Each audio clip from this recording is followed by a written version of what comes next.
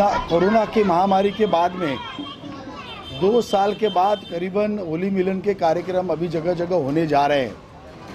और सच में 2 साल हमने बहुत बुरी तरह से निकाले। एक दूसरे को मिलना नहीं, एक दूसरे के प्रति प्रेम व्यक्त नहीं करना, अगर त्यौहार हो तो घर में ही रहना, घर में ही मनाना, ये सब मास्क लगाना, ये सब पाबंदी के बाद में होली सच मायने में हम मना रहे। इस तरह का वातावरण होली के पहले ही मुंबई में, महाराष्ट्र में सब जगह दिख रहा है और इसका ही यहाँ पर एक रूप हमें दिख रहा है। उत्तम विकास मंच और महाशक्ति चैरिटेबल ट्रस्ट ने आयोजित किया है और मुझे लगता है होली में जैसे अलग अलग रंग हम एक दूसरे के उड़ाते हैं, उसका आनंद लेते हैं, वैसे इस देश में विकास के रंग भी उड़ना चालू होने वाले हैं। लास्ट 14 से ये चालू हुआ है और 5 राज्यों में बहुत बड़ी जीत लेने के बाद में अब आपने देखा कल से बुलडोज़र बाबा ने बुलडोज़र का काम चालू भी कर दिया। यानी विकास का एक पन्ना फिर से चालू हो जाएगा। 12 से 14 साल का वैक्सीनेशन भी चालू हो गया। आने वाले दिनों में यूनिफॉर्म सिविल कोड है, पॉपुलेशन कंट्रोल है, बहुत सारी चीज़ें, विकास के अलग अलग रंग, जैसे ये कलर हैं अलग अलग, वैसे ये भी विकास के रंग इन हमारे हिंदुस्तानियों को मिलेगा। मैं आपके माध्यम से सभी देशवासियों को, मलाड की जनता को मन से होली के रंग जैसे आपके जीवन में अलग अलग रंग आए। आपके जो सपने आपने इतने साल संजोए थे लेकिन 2 साल पूरे नहीं कर पाए, माँ भगवती ये आपके सपने पूरे कर देंगे और आप आपके जीवन में भी सुख लाएंगे और दूसरे के जीवन में भी सुख लाने के लिए प्रयास करोगे। और उसमें भारतीय जनता पार्टी मोदी जी के नेतृत्व में और देवेंद्र जी के नेतृत्व में और यहाँ पर मलाड में इस 49 में हमारे दोस्त विशाल भाई के सानिध्य में ये सब हम पूरा करेंगे। धन्यवाद।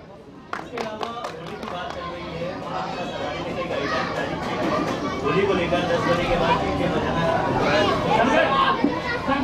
बाद होली खेलने की मनाही करेंगे, तो उसे किस तरह से देखते हैं? नहीं, नया थोड़ी है ये। महाविकास आघाड़ी तो हिंदू विरोधी है, हम ऑलवेज बोलते हैं। वो दही हंडी था तो उसमें भी बोला था इतना हाइट नहीं करने का, ये नहीं करने का, वो नहीं करने का था ही। ये इनकी ममता है जिसने वेस्ट बंगाल में माता जी का विसर्जन के टाइम में भी पाबंदी लाई थी। दारू के दुकान महाराष्ट्र गवर्नमेंट ने चालू रखे थे लेकिन गणपति के लिए प्रॉब्लम थे, मंदिर खुले नहीं किए थे, गणपति विसर्जन में भी तकलीफ लाई थी। तो ये इनका स्थायी भाव है भाई, इसमें हमें कुछ नया नहीं लगता है। ये तो यही करते रहेंगे और उनकी इस आदत का हम विरोध करते रहेंगे। इनको सिर्फ कानून, ये हिंदुओं के सनों के टाइम ही दिखता है, सभी को समान स्वरूप में देखने का ये आदत इस महाविकास आघाड़ी के सरकार को नहीं है। ये इनका स्थायी भाव है और हम उसका निषेध कर दें। लगातार बीजेपी सड़कों पर है और ये इनसे टैक्स भी किया गया, इसे किस तरह से देखते हैं? हालांकि इसमें प्रधानमंत्री का भी स्टेटमेंट आया हुआ है, क्या कहेंगे किस तरह से? जिसे स्वाधीनता चाहिए उसे स्वाधीनता का इतिहास मालूम होना चाहिए। जिसे स्वाधीनता बरकरार रखनी है उसे स्वाधीनता का इतिहास मालूम होना चाहिए। और मुझे लगता है कश्मीर में 90s के दशक में जो हो गया वो इस कांग्रेस की सरकार ने दबा के रखा। 1947 के बाद में अगर मास पलायन इस देश में कहाँ होगा तो ये कश्मीर में हो गया, लेकिन ये लोगों के सामने उजागर नहीं किया गया क्योंकि कुछ लोगों को तकलीफ होगी, इसके लिए सत्य को दबा के रखने का प्रयास इस कांग्रेस की सरकार ने किया है। सत्य को परेशान कर सकते हैं लेकिन पराजित नहीं कर सकते और इस फिल्म के माध्यम से ये सब उजागर हो रहा है। और फिल्म एक ऐसी शक्ति है जिसमें 100 भाषण से भी ज़्यादा ताकत होती है और ये से फिल्म में ये सही बातें, सही इतिहास लोगों के सामने उजागर किया जा रहा है। हम तो सभी देशवासियों को कहेंगे, हमने बीजेपी करके मांग की है इसको टैक्स फ्री करें, ये सरकार करे ना करे, लोग पैसा खर्चा करके भी जाएंगे। 500 सिनेमा घरों में ये पहला पिक्चर था। इन लोगों ने समीक्षा करने के बाद में, प्रेशर लाने के बाद भी 2000 सिनेमा घरों में ये पिक्चर प्रदर्शित हो रही है और ये संख्या दिन भर बढ़ती जाएगी। और लोग अपने देश का इतिहास, क्योंकि कोई भी टेक्स्ट बुक में दिखाया नहीं गया है, इसके बारे में लिखा नहीं गया है, किस तरह हिंदुओं को वहाँ से पलायन करना पड़ा, पूरा प्लान एक्टिविटी था। और इन हिंदुओं को, ये तो पंडित थे जिन्होंने शस्त्र नहीं उठाए, जिन्होंने ये पढ़े लिखे थे, ये इस कश्मीर के बाहर जाके उन्होंने अपने आप को प्रस्थापित किया, लेकिन आज भी वो अपने देश, अपने घर में नहीं जा रहे। लेकिन अभी हमारी सरकार वहाँ पर आई है, प्रयास चालू है। इतिहास को सही लोगों के सामने लाना ज़रूरी है। जिन लोगों को सही वक्त पे गुस्सा नहीं आता है वो इतिहास कभी नहीं रचा सकते। और भारतीय जनता पार्टी को गलत चीज़ों के सामने अपनी बात रखने की आदत है और हमारी बात रखेंगे। टैक्स फ्री करने के लिए प्रयास करेंगे। कांग्रेस और बाकी सरकार कितना भी करे, इस चीज़ को दबा नहीं सकती।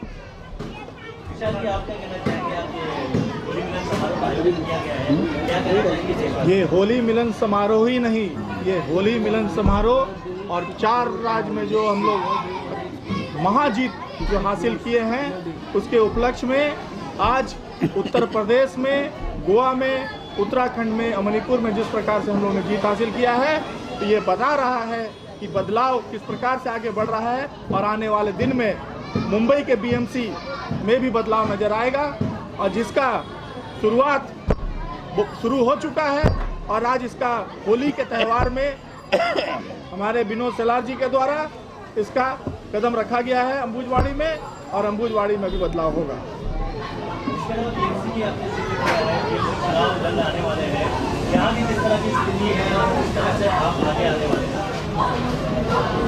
जनता चाहेगी और हमारे शीर्ष नेता गोपाल शेट्टी साहब, आशीष सेलार जी, अतुल भाटकर जी, मंडल के अध्यक्ष सुनील कोहली जी, जिला के अध्यक्ष गणेश खनकर जी, ये लोग अगर चाहेंगे और जनता अगर चाहेगी, अगर मुझे मौका मिलेगा तो निश्चित ही पार्टी की तरफ से लड़ेंगे और लड़ेंगे नहीं, जीतेंगे भी और मालवानी में बदलाव लाएंगे। मालूम के हिस्से की अगर बात करें तो यहाँ पर आने पर ऐसा लगता है कि हम किसी दूसरे गांव में चले गए हैं। तो जनता भी कहीं ना कहीं इस चीज़ से परेशान है। जनता को क्या कहना चाहेंगे जिस तरह से? ये सवाल आपको यहाँ के विधायक से पूछना चाहिए। ये कितने साल से यहाँ के विधायक रह चुके हैं और यहाँ पर ना स्कूल शिक्षा का यहाँ पर अभाव है, यहाँ पर ना कोई हॉस्पिटल का फैसिलिटी है, किसी प्रकार का अगर बात किया जाए तो किसी प्रकार का कोई भी फैसिलिटी नहीं है। ये सवाल आपको यहाँ के विधायक असलम शेख से करना चाहिए। तमाम मीडिया को नमन करता हूं जो इस मालवनी के एंडिंग में आप लोग आए, इतना दूर आप लोग आए। मैं तमाम मीडिया को सभी को नमन करता हूं। यहाँ पे तमाम मीडिया, अड्डा, टाइम्स नाउ, इंडिया इशू, बहुत सारे ब्रेकिंग खबरें, उन सभी को मैं नमन करता हूँ। धर्मेंद्र भाई को नमन करता हूँ। आज जो मैं यहाँ पर आया हूँ, बीजेपी के नेता और हमारे बड़े भाई और बहुत ही अच्छे हमारे शुभ चिंतक, यहाँ के युवा नेता हमारे विशाल भगत साहब का आगमन, उनका बुलावा था इसलिए हम लोग आगमन हुए। मैं कह दूँ मेरे साथ में, मतलब हमारे साथ, मेरे साथ नहीं, हम सब जो यहाँ पे खड़े हैं सब अपनी जगह पे एक सुपरस्टार है। मेरे राइट कंधे में जो हाथ रखा है ये एक ऐसे शख्स का जो मीडिया में अपना एक बहुत ही बड़ा पहचान बनाया। इसके बाद OTT प्लेटफॉर्म के जरिए में फिल्म लाइन में कदम रखा है एज ए एक्टर और एज ए प्रोड्यूसर। आबिर भाई एक ब्रांड है। साथ में मेरे लेफ्ट में जो मेरा भाई खड़े हैं, भैरू जैन एक नाम है इस मुंबई में। दादा साहेब फाल्के आयकर कंपनी फिल्म्स के राष्ट्रीय अध्यक्ष मेरे भाई, मेरी जान भैरू जैन। और साथ में राइट साइड में एक और एक योद्धा खड़ा है जिनका नाम है ताहिल कमाल खान, एक बेहतरीन कलाकार है और एक साथ एक अच्छा दोस्त है, एक अच्छा इंसानियत निभाते हैं। इस मुंबई शहर में ऐसा दोस्त मिलना बहुत मुश्किल है और अल्लाह ताला भगवान ने मुझे एक, महादेव ने मुझे एक अच्छा दोस्त दिया, इसका नाम है ताहिल कमाल खान। इसके अलावा फिल्म लाइन के जाने माने प्रोड्यूसर, एक बेहतरीन इवेंट ऑर्गेनाइज़र और एक दिल का रिश्ते में बोलता ना, तो रिश्ते में मेरे बाप लगता है लेकिन मेरे रिश्ते में मेरा वो बड़ा भाई लगता है, उसका नाम है रईस खान साहब। मैं थैंक यू सो मच करता हूँ तमाम मीडिया को, यहाँ पे आए हैं तमाम मेहमानों को, यहाँ पे आए हुए रमेश गौड़ जी, आरपीआई के नेता, अभिजीत राणे जी जो यहाँ पे आके गए हैं, एक कामगार नेता, हम सबके बड़े भाई, और तमाम यहाँ पे जो ऑर्केस्ट्रा जो कलाकार हैं उन सभी ने बहुत अच्छा से अपना कला को निभाया है। यहाँ के पब्लिक बहुत अच्छा है। अम्बुजबाड़ी के पब्लिक बोले तो रापचिक, मतलब कोई कलाकार अगर स्टेज पे जाता है तो उनको सिर्फ ताली चाहिए और आवाज़ चाहिए, तो यहाँ पे वो चीज़ मिला, ताली और आवाज़, इसलिए हम जैसे कलाकार को और अच्छा लगता है। और मैं सही में दिल से धन्यवाद करता हूँ मीडिया को। एक 8 नंबर के एंडिंग में मीडिया आया है, मैं इस मीडिया को मैं नमन करता हूँ। जो मीडिया कहीं भी आते हैं, हमारे चौथा स्तंभ है हिंदुस्तान का, मैं सबसे पहले उनको नमन करता हूँ हाथ जोड़ के। एंड थैंक यू मीडिया, आप हमें दिखाते हैं और हम दुनिया में देखते हैं, इसलिए आप सभी को मेरा सलाम है।